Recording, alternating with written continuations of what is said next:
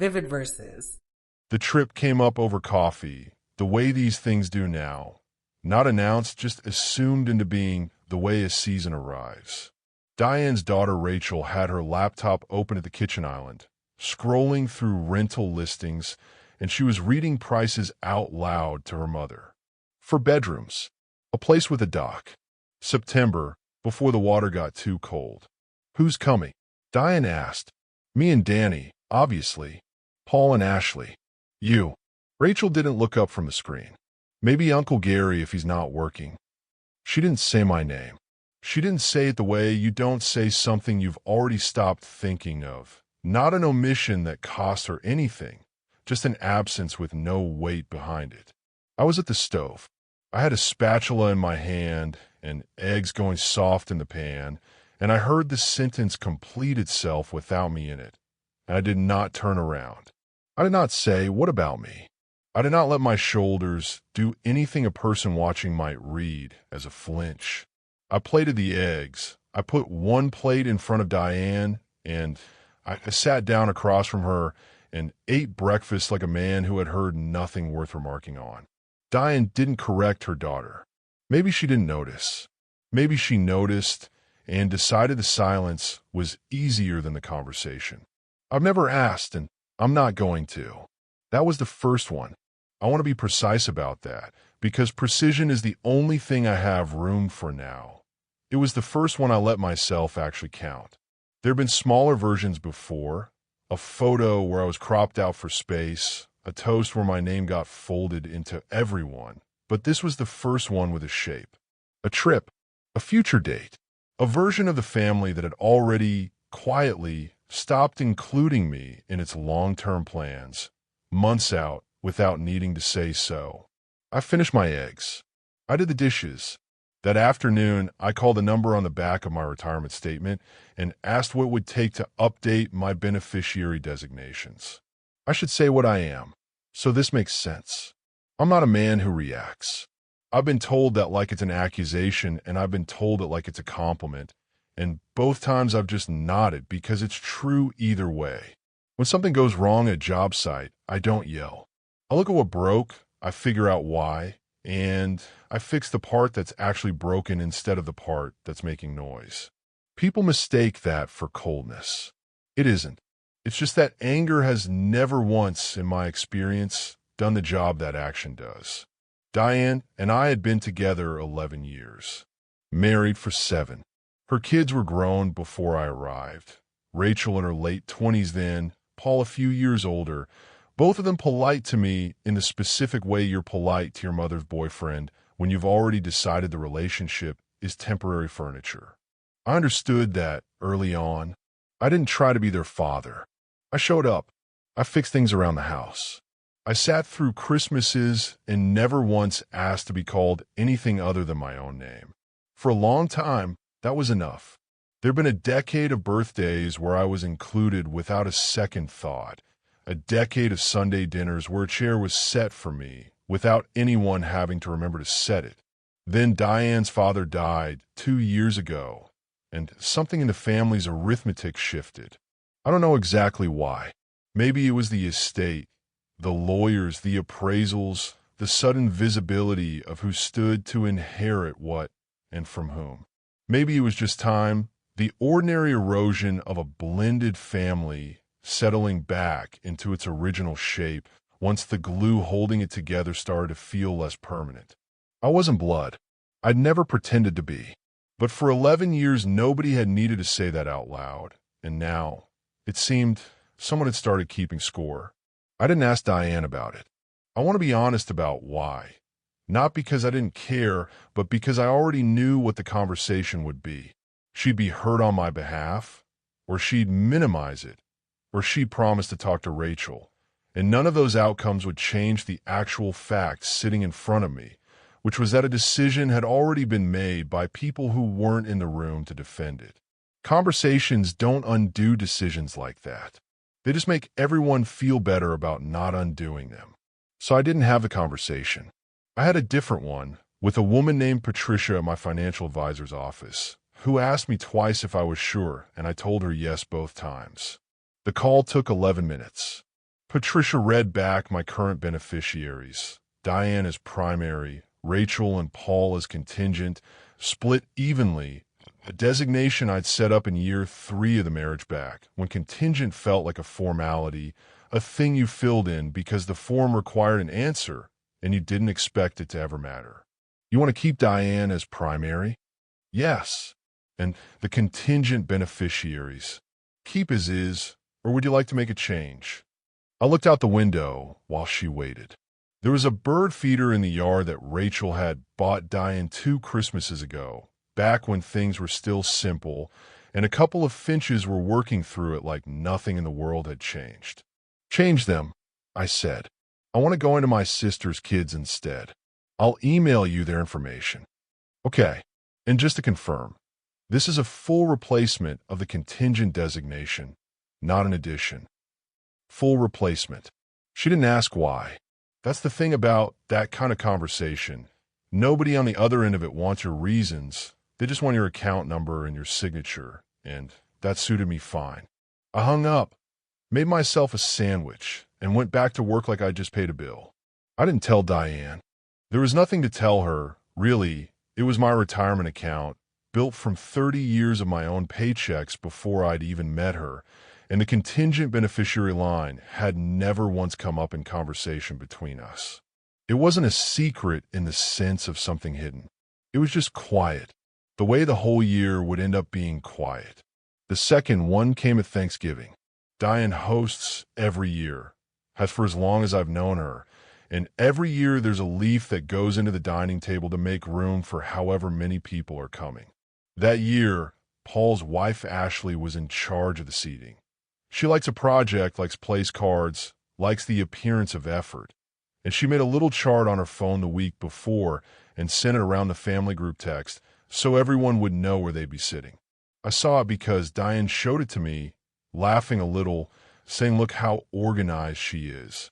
11 names in a grid. Diane at the head. Rachel and her husband on one side. Paul, Ashley, their 2 kids on the other. Diane's brother Gary and his wife. Diane's mother. My name wasn't on it. Diane noticed before I said anything. I'll give her that. She frowned at the screen and said, "She forgot you," in the tone of someone catching a typo, an easy fix, nothing that needed examining further. She texted Ashley, "You missed a spot. Need one more for my name." Ashley wrote back almost immediately, breezy, an actual laughing emoji.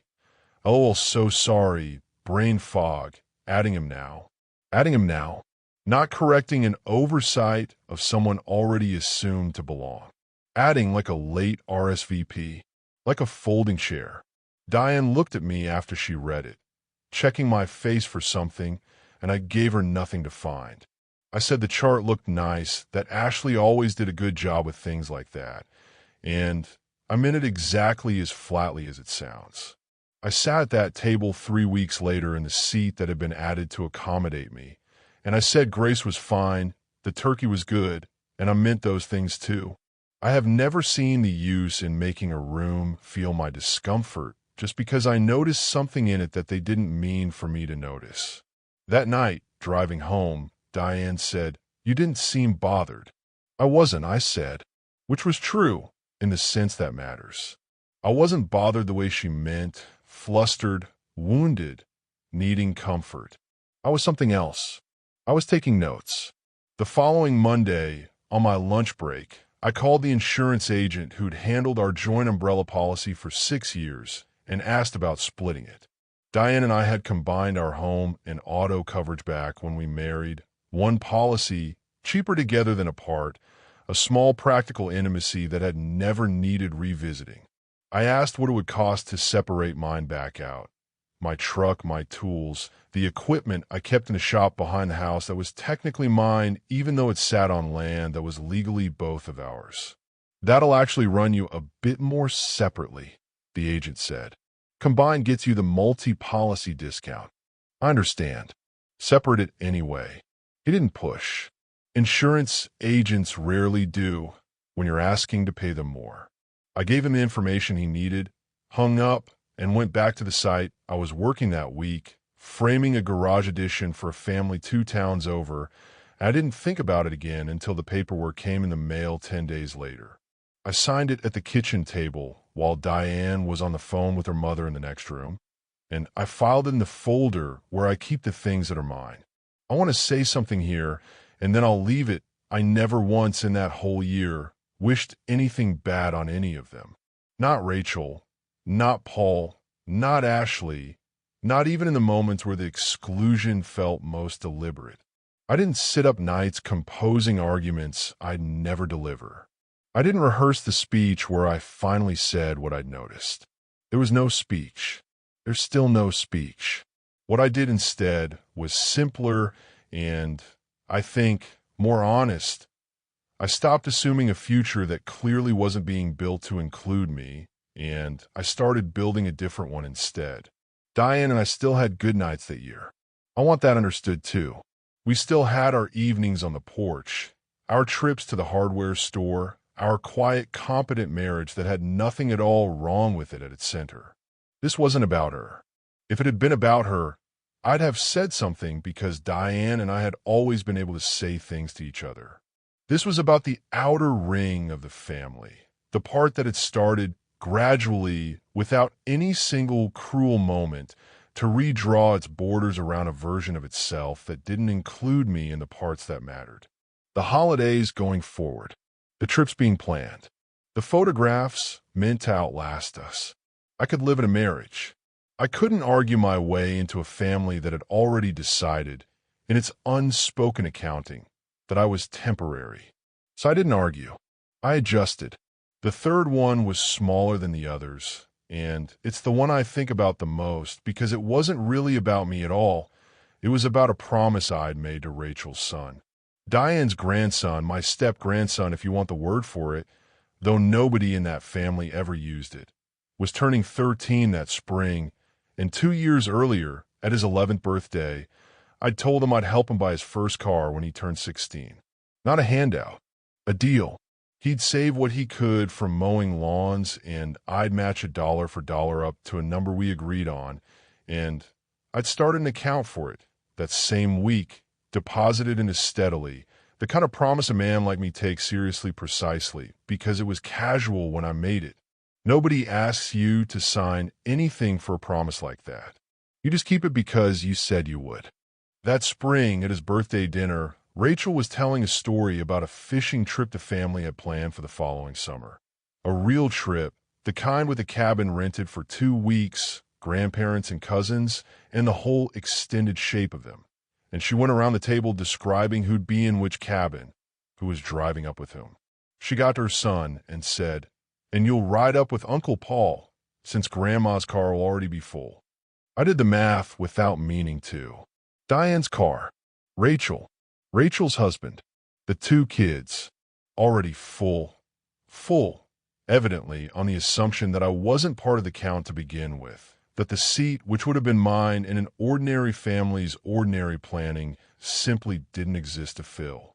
Nobody said my name in the sentence, not with malice, not even with awareness.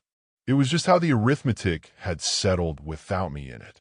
The boy caught my eye across the table, just for a second, the way kids do when they sense an adult's stillness without understanding it.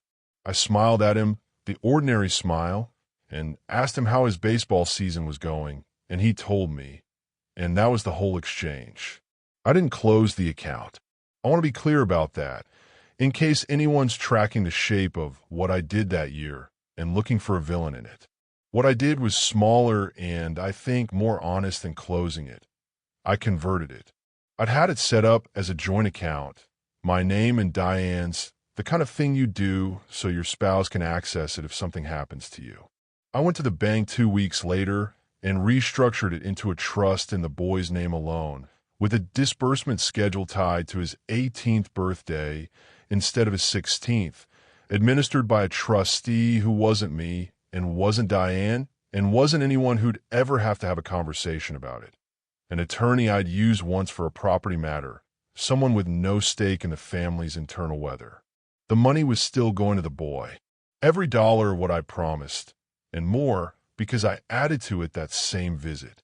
What changed was that it no longer ran through me, no longer required my continued presence or goodwill to reach him, no longer sat in an account that anyone could look at and think of as ours in a way that implied I'd always be there to keep my word about it in person. I kept my word. I just stopped being the mechanism by which the word got kept. The bank officer asked if I wanted to name a backup trustee. No, I said, just the one. Diane found out about some of this, eventually in fragments, the way you find out about most quiet things, not through confession, but through the ordinary friction of shared life. She saw a statement. She asked about a form she found in the folder. I answered her plainly each time, no more than the question asked, and she never pushed past what I gave her, which I think was its own kind of understanding on her part, even if she never said so directly. You split the insurance, she said once, not a question. I did. Any reason? Made sense to have my equipment covered separately. Simpler if anything ever happened. She looked at me for a second longer than the answer required. Then she nodded and let it go, the way you let go of a lot of things in a marriage that's mostly working.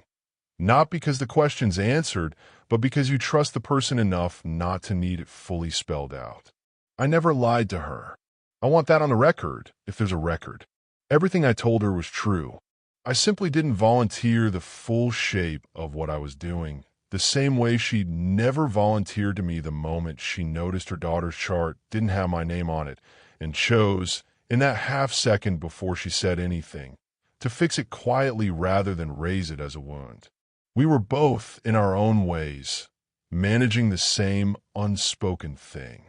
I just managed it further out, into paperwork, into structures that would outlast any conversation either of us might eventually have.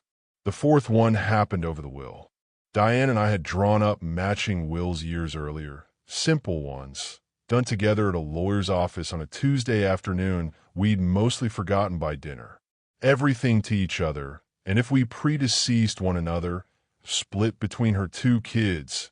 Nothing complicated, because at the time nothing about the family had felt complicated. I'd never had children of my own.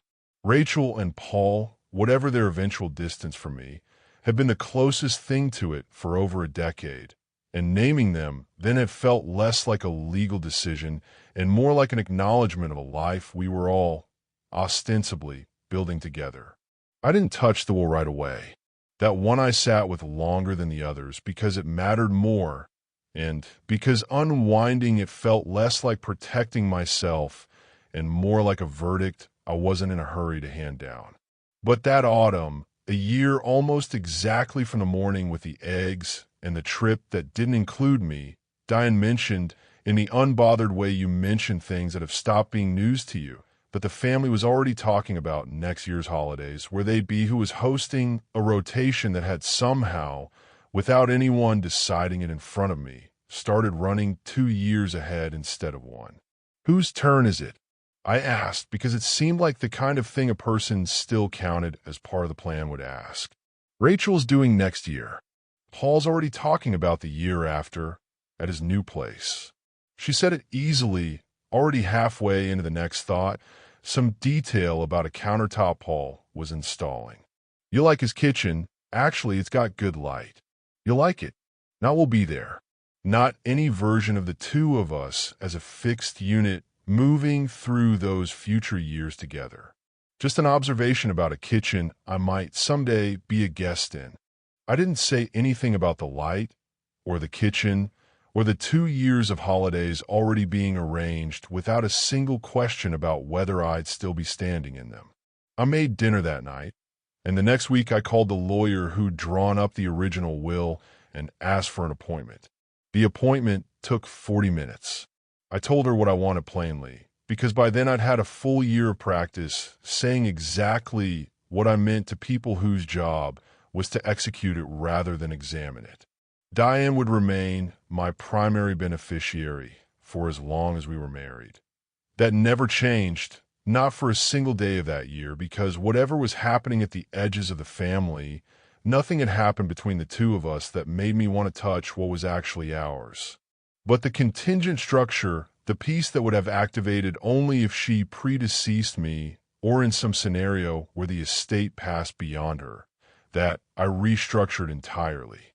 Where it had once named Rachel and Paul directly, it now named a trust, administered independently, with the bulk of it earmarked for my sister's children and a smaller, specific portion set aside for Diane's grandson, tied to the same trustee and the same 18th birthday schedule as the account I'd already moved.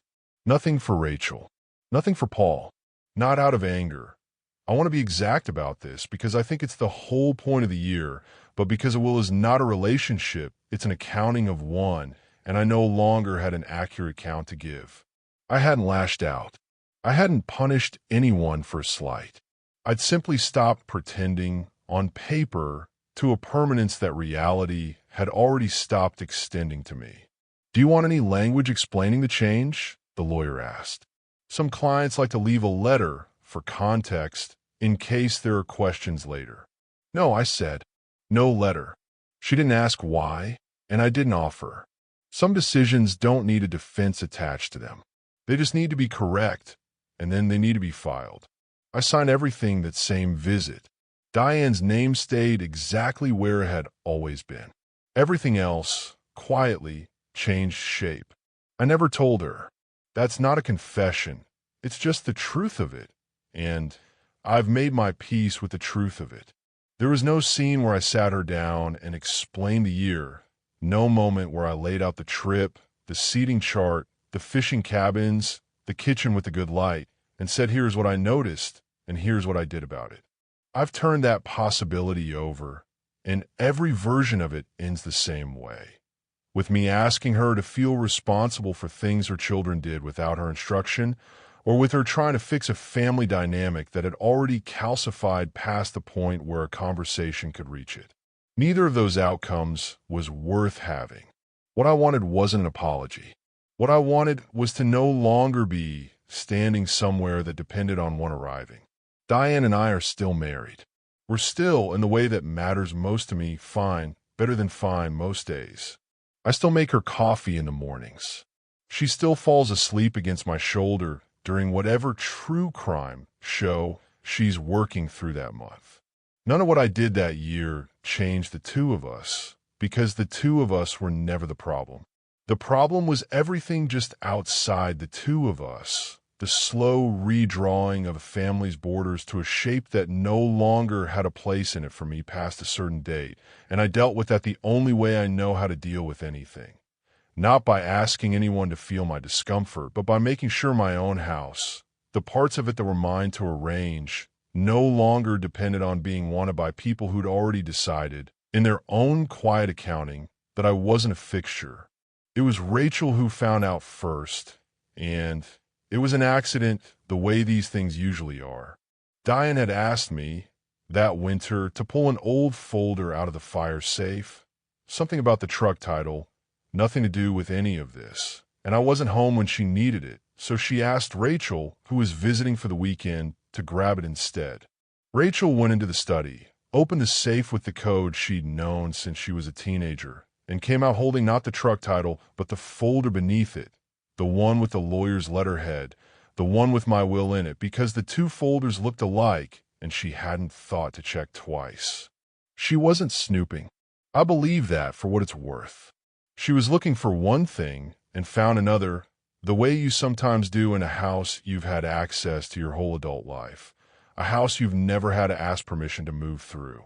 I came home to find her sitting at the kitchen table with the folder open in front of her, Diane across from her with a face I couldn't quite read, somewhere between confusion and the beginning of understanding. Rachel looked up at me when I walked in. She didn't say anything angry. She didn't say anything at all for a second, just looked at the page in front of her and then at me like she was doing the same arithmetic I'd done a year earlier at that Thanksgiving table, except from the other direction. "This says the trust," she started, then stopped. Then tried again. "There's nothing in here for me. Or Paul." "No," I said. "There isn't." I didn't say it coldly. I didn't say it with any weight at all. Actually, the same tone I'd have used to confirm the time or the weather. I set my keys on the counter. I didn't sit down. Was this? She looked at her mother, then back at me. Did something happen? Did we do something? I could have answered that. I had a year's worth of material to answer it with. The trip, the seating chart, the fishing cabins, the kitchen with the good light, 12 months of small accountings that had led, without a single raised voice anywhere in the sequence, to exactly this document sitting on exactly this table. I didn't reach for any of it, not because I was protecting her from the truth, but because the truth wasn't an argument I owed anyone. It was just a decision, already made, already filed, already true whether or not anyone in that kitchen understood how it had gotten there. Nothing happened, I said. It's just paperwork. Diane was watching me carefully now, and I could see her starting to trace it backward too. The insurance, the account for her grandson that had quietly become a trust, the year of small, unremarked adjustments she'd noticed in pieces and never fully assembled until this moment, this document, sitting open on her own kitchen table. I didn't help her assemble it. I didn't owe the moment an explanation any more than I'd owed the year one. Rachel closed the folder slowly, the way you close something you're not sure you're meant to see, even though nothing about it had been hidden, just filed in a safe she'd always had the code to, in a house she'd always been welcome in, under a name that was, as of that afternoon, no longer written the way she'd have expected. Okay, she said, quietly, and there wasn't anger in it. There was something closer to recognition, the specific late understanding of someone realizing a door had been closing for a long time, gently, without a single slam, to mark the moment it finally shut. I took the folder from her, without hurry, and put it back where it belonged. Thanks for listening.